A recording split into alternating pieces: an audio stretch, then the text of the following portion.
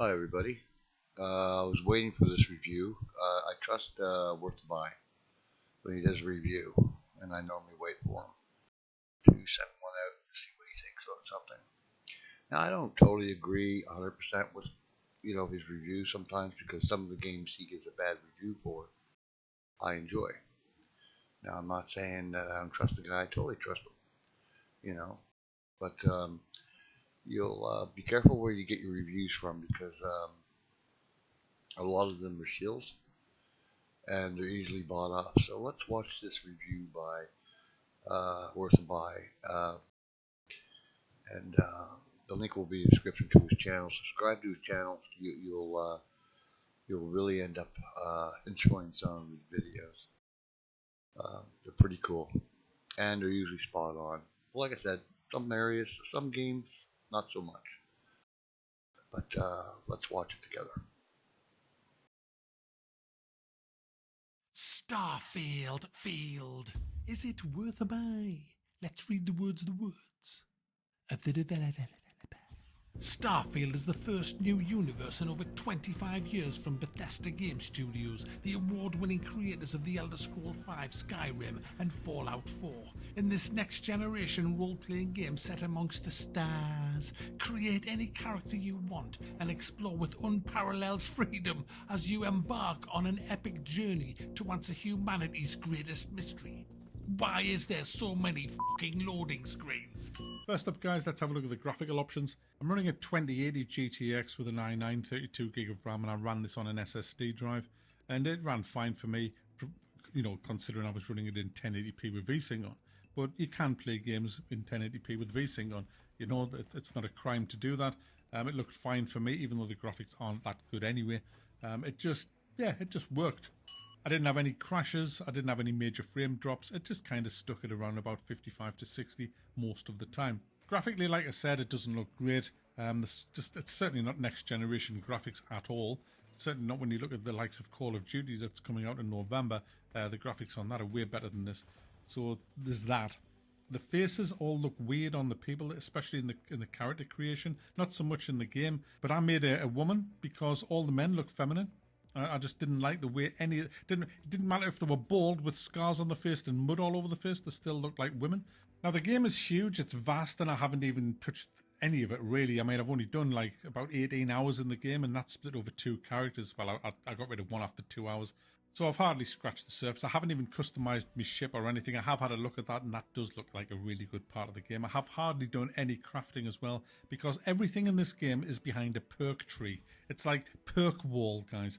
Instead of cash walls, it's a perk wall. Stuff that you would normally expect to have that other games give you from the get-go. This game takes it off you. You don't have hardly anything that you can actually do in situations unless you put perks in. You can't even target components on an enemy ship unless you put a perk in. You can't pick locks unless you put a perk in. You can't stealth unless you put a fucking perk in. This is perk wall. Put in the perks. It's all about perks. It's just padding. And that causes big problems because what happens is, for example, I've got a lot of active missions, but I've got 3 missions that I've spent at least 30 minutes in each where I've had to abandon and just leave because I've come to a place where I have to lockpick a door and I can't because it requires master lockpicking. And I didn't put perks in lockpicking initially. I wanted them into combat and into tech. So I didn't get to do lockpicking. Now I've been forced into that just to complete my fucking quests. But the thing is, when you put your perks in,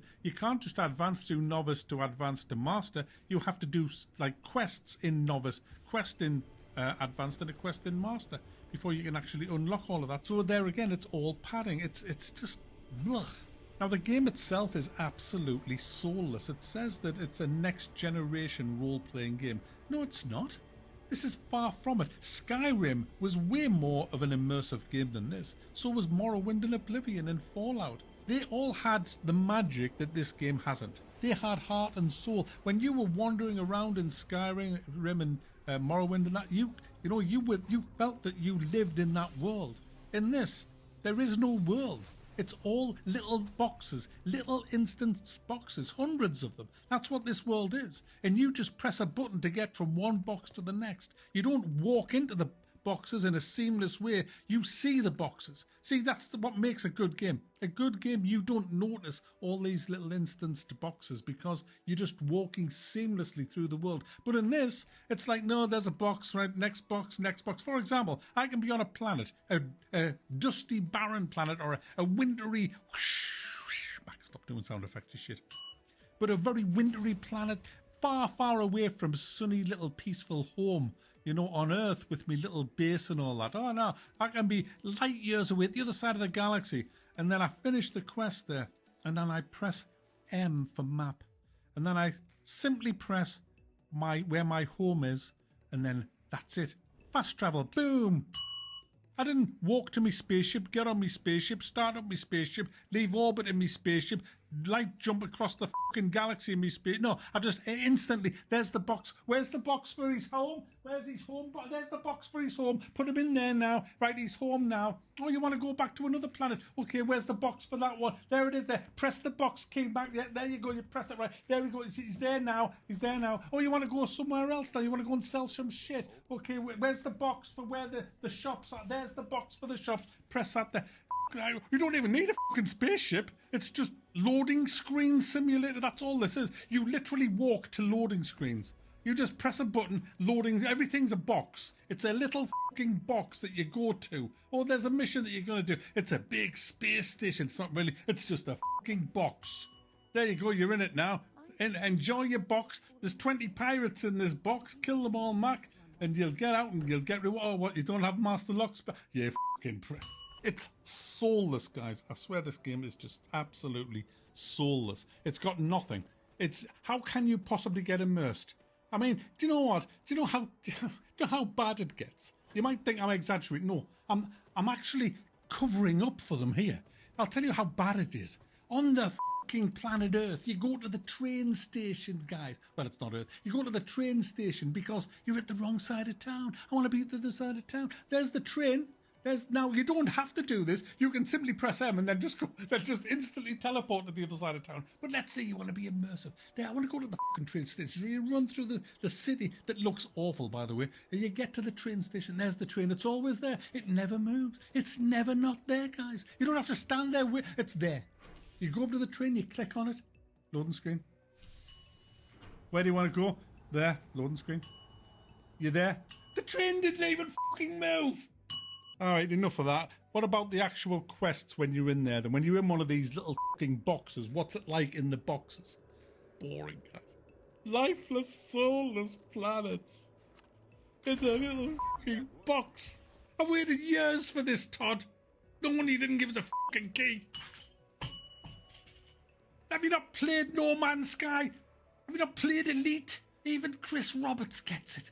Even he understands what you need in a space game. Granted, he needs fundraising £1 million just to give you a fucking swivel chair in your spaceship, but at least he gets the fucking deal. This is nothing. This is, you go to Skyrim, you wonder, you just know you belong in Skyrim when you're walking around. Same with Oblivion, Morrowind, Fallout. When you come out of the bunker in Fallout 3 and you just see that world, it's like, wow. In this, loading screen, you want to go, yeah, want to go from the icy place to the desert place, loading screen, there you go. Your spaceship. The space combat's shite anyway. It's all behind perk wall. Guys, I just feel like this has just turned in. I'm just pissed off with it. Anybody who says that, oh, it's a great game. No, it's not. I'll tell you what, this is a great game. This is a great game if it's 15 quid and you like first-person shooters and you like carrying 6,452 guns, 742 suits, 27 fucking space helmets and 44 jetpacks after each mission. I mean, you take companions into missions. They're just donkeys. They're just a fucking walking fucking storage chest. That's all they're good. Or they're a good barricade to stand behind when you're getting shot at. But that's essentially, they're just a fucking donkey. That's what they are. Fucking donkeys. You're walking around, oh, I've just collected all these fucking guns to sell. Can you carry them for us, love? There you go. There you go. Have 20 fucking guns. Okay, hell, guys. Now, it's not all bad, guys, because I did enjoy some of the firefights. Some of the firefights were really, really fun. You go into some of these places where you have to a rescue mission and all that, and you have a load of guns, and the guns are good. There's all kinds of guns. You've got your shotguns, you've got super shotguns, you've got pistols, you've got machine guns, you've got huge fucking electric laser guns, you've got explosive guns, and I've got powers as well. I can slow down shit and make shit go shitty, and I can do all kinds of stuff because I've collected all these fragments. That's the main story, by the way, guys, which is very, very boring. And so you get into some of these firefights. The AI, generally speaking, is awful, but now and then it has its touch of class when they realise they're in a firefight and they start taking cover and shooting back with accuracy and retreating and taking more cover. I've had some really good firefights. I'm not going to totally piss on the AI because the AI is not all bad. It's just 50% bad. And that's pretty good for a AAA game, guys. Normally it's all bad. But the lack of immersion is just the killer. Like I say, I haven't been able to do much in the crafting. I haven't got any... I haven't got any perks. You have to put perks in to get to the fucking crafting. I've got no spare perks. I've put tons of perks in combat. I'm now having to put perks into lockpicking, so I haven't been able to do any of that. I haven't done any of the shipbuilding either. But there's quite a bit of customization, lots of customization in this game, which it is nice. It really is nice. But overall, guys, the game is just soulless. And me, I won't be playing it again until it's been heavily modded, because the developers or what the developers have been told to do is just not good enough. It's not good enough for an £85 game, guys. And do you know, it's just not worth it. Not even slightly worth it. It's not even worth the base price is just not worth it. What is it? 60 quid? It's not worth it. It's not worth it. It's a soulless game, guys. It's literally just, as I said, it's a loading screen simulator. It lacks soul. Now, I'm sure that there's a lot of people who won't care about that. In fact, I guarantee there's a lot of people that won't care about that because, you know, they maybe weren't brought up on the old classics. But if you were brought up on the old classics, then you will be expecting that in space, and you won't find it here. It's more of a first-person shooter with customization options. That's more like what this game is. It's certainly not the big scope of your Fallouts and your Skyrims and your Oblivions. It lacks that completely. It's all broken up into tiny little fragments that you just jump to without any kind of immersion, and that ruins the game completely. So you're just left with a half-decent first-person looter shooter. That's pretty much what you've got here, with some pretty bland, boring missions and lots and lots of mules to carry all your shit, to sell it, to get better ships and upgrade your ships, and just have some space combat, which again is very, very lacking compared to the likes of Elite. It's just lacking in all departments, this game. And that's a huge shame, because it should have been great. It could have been great. It had the budget, and it certainly got the talent to be great. I don't know what's gone wrong, but something's gone terribly wrong, and Starfield has turned out to be an absolute disaster. Okay, I decided to stop the video here because I wanted to hold back his final score on it. So head over to Worth a Buy. The link will be in the description. Subscribe, because he is an honest guy. So Starfield, definitely. I knew what to expect from Bethesda, and they certainly delivered on what I expected. But you know, I'm going to wait on what modders do, because it's modders who actually. Now leave my microphone alone, David. Because it's modders who actually save every game that's come out of Bethesda. So it depends on what the modders do, but I'm definitely not paying that price. And you know darn well there's going to be a ton of DLC coming out for it.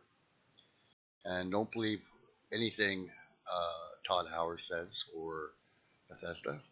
And of course, Bethesda was bought out by Microsoft. But I knew what to expect. And there you go. I'm going to stick with Spaceborne 2. That is such a superior game in every way.